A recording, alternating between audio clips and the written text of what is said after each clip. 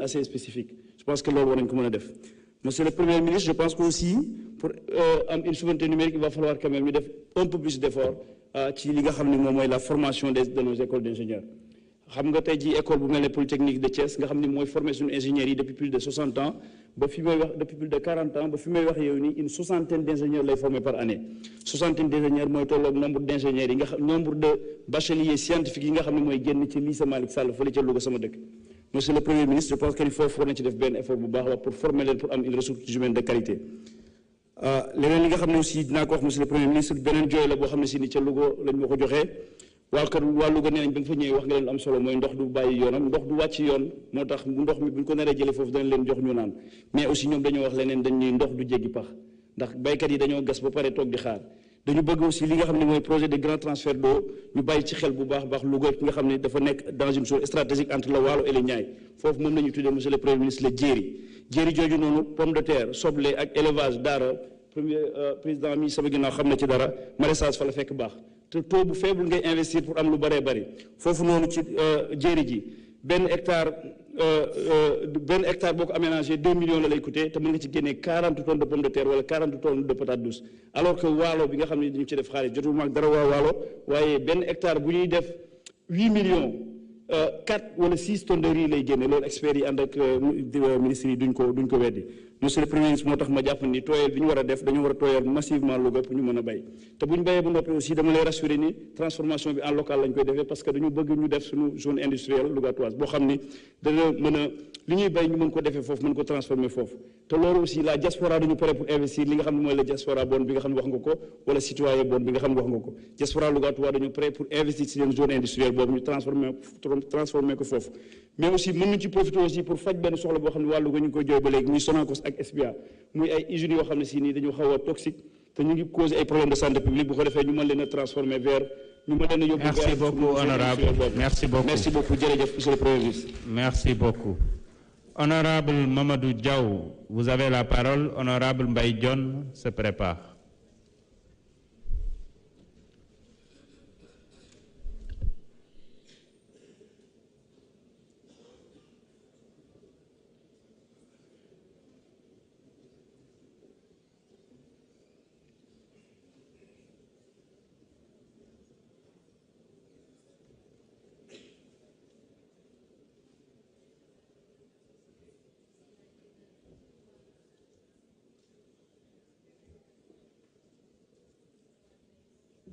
Assalamu alaikum, Monsieur le Président de l'Assemblée nationale, Monsieur le Premier ministre, mi salmini délégation Mafouf,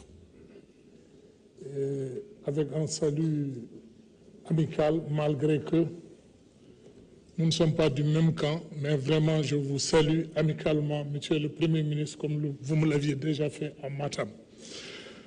Monsieur le Premier ministre, la BAD a débloqué 36 milliards pour augmenter les produits agricoles pour 9 régions. Je vois que la région de Matam a été zappée aussi, donc on ne fait pas partie. Malgré que nous avons la possibilité d'aménager 55 000 hectares, il n'y a que 15 000 qui sont aménagés et je pense que pour que nous participons à l'autosuffisance alimentaire, il faudra nous aider. Monsieur le Premier ministre, dans le domaine de l'éducation, la région de Matam a un gap de 593 enseignants. Je vois que vous avez un excellent quand même ministre de l'Éducation nationale et je pense qu'il va nous régler notre problème. Les pôles de développement, Monsieur le Premier ministre, nous venons de Fouta et tous les Sérères qui sont là viennent de Fouta. Je pense qu'on ne peut pas nous laisser en rade. Il faudra essayer de revenir sur les pôles de développement car les collectivités territoriales ne sont pas impliquées. Je remercie aussi notre ministre des collectivités territoriales. Je vois qu'il est en train de faire un excellent travail. Je voudrais parler des sentiers de Matam, monsieur.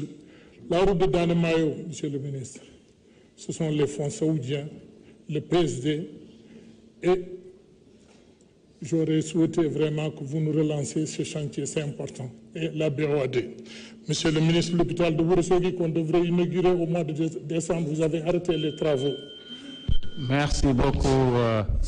Quand on parle pour une région et qu'on Merci beaucoup. 2 minutes, je trouve que c'est pas le... Merci beaucoup. Je vous remercie, monsieur. Honorable Mbaye Dione, vous avez la parole. Honorable Babacar Varor se prépare. Assalamu alaikum, monsieur le président de l'Assemblée nationale, monsieur le premier ministre, maa ngi lay nuyu. S'il vous plaît. Nuyu tous les membres du gouvernement, di nuyu sama collègue député yi. S'il vous plaît, monsieur le secrétaire général, veuillez arrêter le timing. S'il vous plaît, laissez notre collègue s'exprimer. Merci, monsieur le président. Monsieur le premier ministre, maa ngi lay nuyu di nuyu tous les membres du gouvernement, di nuyu mes collègues députés et de l'assistance. Monsieur le premier ministre, maa ngi lay féliciter ci exposé bi nga def, mais également sur ton brillant parcours politique. Sénégalais yëpp war nañ nangul ne am na lu la yàlla may ñu nangul la ko. Donc maa ngi lay féliciter également ci discours bi nga xam ne am naa ci ay préoccupations laa bëggoon partager ak yow. Mais damay njëkkee d'abord ci ay questions avant may ñëw ci commentaires yi. Bu njëkk bi maa ngi saluer votre volonté de transparence et de reddition des comptes. Mais fan yële passé da nga waxoon dans les investigations yi ngeen def gis ngeen que benn dignitaire bu mag am na 1000 milliards dans son compte. Bu ñu sañoon monsieur le premier ministre comme cette volonté de transparence ñu xam ndax loolu da nga koy confirmer ndax mën nañ xam banque bi ndax mën nañ xam l'identité de cette personne. Bi ci tegu wax nga ko sax ci discours bi en politique vous avez été moins bavard maanaam waxuloo ci ni nga wax économie ak industrie. Ma bëggoon laaj monsieur le premier ministre est-ce que l'État va organiser des élections locales anticipées en 2025? Bi ci des maa ngi saluer la volonté de souveraineté dans tous les domaines vraiment dama koy rafetlu mais benn rek laa ci am une préoccupation, c'est la souveraineté économique. Je parle sous le contrôle du ministre des Finances. Au moment où vous avez volontairement choisi d'être transparent, vous avez pris de gros risques en poussant les partenaires techniques et financiers à suspendre les financements de l'économie sénégalaise. Qui a des répercussions, monsieur le Premier ministre. Aujourd'hui, au moment où on a du mal à financer la campagne agricole, au moment où beaucoup de chantiers ñi ngi taxaw, au moment où les enseignants sont en train de râler, et maa ngi fàttali, monsieur le Premier ministre, enseignants yi yàgg nga taxaw fii di leen défendre ci plateau yi. Vraiment.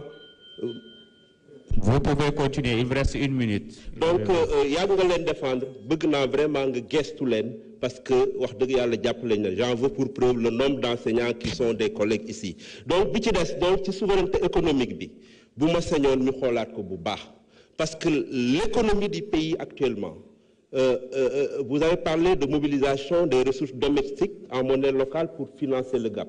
Aujourd'hui, la situation des ménages sénégalais ne permet pas, monsieur le Premier ministre, que ce soit les Sénégalais de l'intérieur que de l'extérieur, amuñu ko. Il faut qu'aujourd'hui on trouve un moyen, dans cette phase transitoire, de voir comment restaurer la confiance avec les partenaires. Sinon, l'année 2025 sera extrêmement difficile au moment au cours du dollar qui détermine les importations mi ngi yéeg, diwlin bi dina yokku, ceeb bi dina yokku, et je pense que ça risque d'être répercussions graves. Il faut nous réfléchir, le programme est ambitieux, mais les ressources financières pour les financer, il n'y a pas de visibilité. maa ngi leen di sant bu baax di leen gërëm jërëjëf. Merci beaucoup, honorable Mbaye Dione. Honorable Babacar Varor, vous avez la parole. Honorable Amin Ndiaye, mën nga waajal.